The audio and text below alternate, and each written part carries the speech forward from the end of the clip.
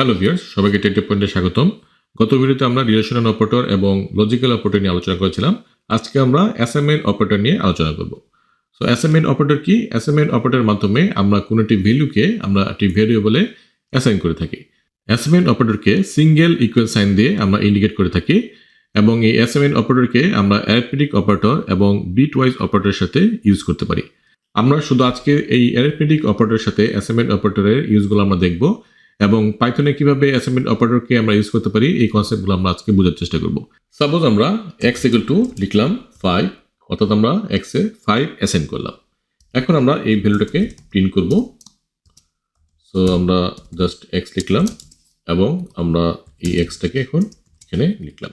So এটাকে যদি আমরা রান করি তাহলে আমরা পাচ্ছি x ইকুয়াল টু 5। এখন আমরা চাচ্ছি যে আমরা তিনটি ভেরিয়েবলে একই ভ্যালু আমরা অ্যাসাইন করতে। তাহলে আমরা সাপোজ আমরা যদি এখানে x equal to y equal to z এভাবে আমরা লিখতে পারি এবং এখানে আমরা যদি 5 অ্যাসাইন করি তাহলে আমাদের এই তিনটা ভেরিয়েবলে আমাদের 5 অ্যাসাইন হয়ে যাবে। ওকে, অর্থাৎ আমরা যদি এখন y এবং z কেও প্রিন্ট করি, সো এখানে আমরা যদি y লিখি এবং এখানে আমরা z লিখলাম। সো এখানে তাহলে আমাদের কি ভ্যালু আসবে? প্রত্যেকটাতে আমাদের 5 ভ্যালু আসবে। ওকে, সো আমাদের তখন এখানে এটা দরকার নাই, আমরা যেহেতু এখানে 5 করে দিচ্ছি সবগুলোকে। সো আমরা যদি রান করি তাহলে আমরা দেখতে পাচ্ছি আমাদের প্রত্যেকটা ভ্যালু 5 হয়ে যাচ্ছে। যদি এমন হয় যে আমরা একই ভ্যালু ডিফারেন্ট ভেরিয়েবলে আমরা অ্যাসাইন করতে চাচ্ছি তখন আমরা এইভাবে করতে পারি। সো এই ক্ষেত্রে কি হচ্ছে, এখানে আসলে x এ y অ্যাসাইন হচ্ছে এবং y তে z অ্যাসাইন হচ্ছে এবং আমাদের z এর অ্যাসাইন হচ্ছে 5।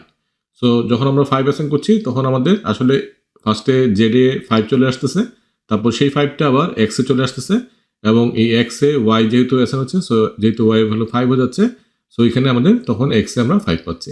তার মানে আমরা প্রত্যেকটাতে 5 আমরা ভ্যালু হিসেবে পাচ্ছি।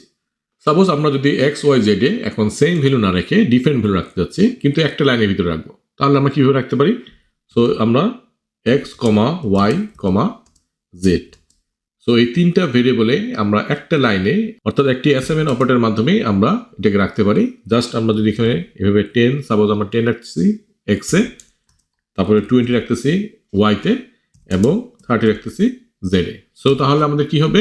আমাদের x এ 10 চলে আসবে, y তে 20 চলে আসবে এবং z এ 30 চলে আসবে। সো আমরা যদি এটাকে জাস্ট আবার প্রিন্ট করি তাহলে আমরা দেখতে পারবো। সো আমি এটাকে একটু সেপারেট করার জন্য আমি একটা এক্সট্রা লাইন লিখি। সো আমি এখানে এটাকে ডট ডট দিয়ে দিলাম, তাহলে আমরা বুঝতে পারবো এটা সেপারেটেড ভ্যালুগুলো। সো এখন যদি আমরা এটাকে প্রিন্ট করি তাহলে আমরা কি পাবো? সো আমরা দেখতে পাচ্ছি যে এখানে ফার্স্টে 5 প্রত্যেকটার ভ্যালু সেম প্রিন্ট হয়েছে, কিন্তু এখানে আমরা কি করছি, একটা লাইনের ভিতরে একটা অ্যাসাইনমেন্ট অপারেটরের মাধ্যমে আমরা এই তিনটা ভেরিয়েবলে ডিফারেন্ট ভ্যালু আমরা অ্যাসাইন করতে পারি। ওকে, সো আমরা দেখতে পাচ্ছি যে x এ 10, y তে 20 এবং z এ 30 চলে আসছে। এইভাবে আমরা একটি অ্যাসাইনমেন্ট অপারেটরের মাধ্যমে ডিফারেন্ট ভেরিয়েবলে আমরা ডিফারেন্ট ভ্যালু অ্যাসাইন করতে পারি। এছাড়া আমরা চাইলে সেপারেটভাবেও এটা করতে পারি, যেমন আমরা যদি এইভাবে লিখি x ইকুয়াল টু 10 এবং y ইকুয়াল টু 20, সো এইভাবে আমরা চাইলে লিখতে পারি। ওকে, সো এটাও ঠিক আছে, আবার আমরা চাইলে একটা লাইনে এভাবে অ্যাসাইন করতে পারি। সো এটাও আমাদের কারেক্ট। ওকে, এখন আমরা অ্যাসাইনমেন্ট অপারেটরের সাথে অ্যারিথমেটিক অপারেটর কীভাবে কাজ করে সেটা আমরা এখন দেখব। সো সাপোজ আমরা একটা ইকুয়েশন লিখি x, সো আমরা প্লাস ইকুয়াল টু দিলাম এবং আমরা y প্লাস z লিখলাম। এটা মানে কি? এটা মানে হচ্ছে আমাদের y প্লাস z এই কাজটা আমরা আগে করব, তার সাথে যেটা ভ্যালু পাবো আমরা সেই ভ্যালুটাকে, অর্থাৎ এটা পরে আমরা যে ভ্যালুটা পাবো সেটার সাথে আমরা কি করব, আমরা x কে যোগ করব। তাহলে আমাদের এখানে কি আউটপুট আসার কথা? 20 সাথে আমাদের 30 যোগ হবে, তার সাথে আমাদের 10 যোগ হবে। সো আমাদের এখানে হচ্ছে 50 প্লাস হচ্ছে 10, তাহলে আমাদের কত আসতেছে? 60। ওকে, সো আমরা যদি এটাকে রান করি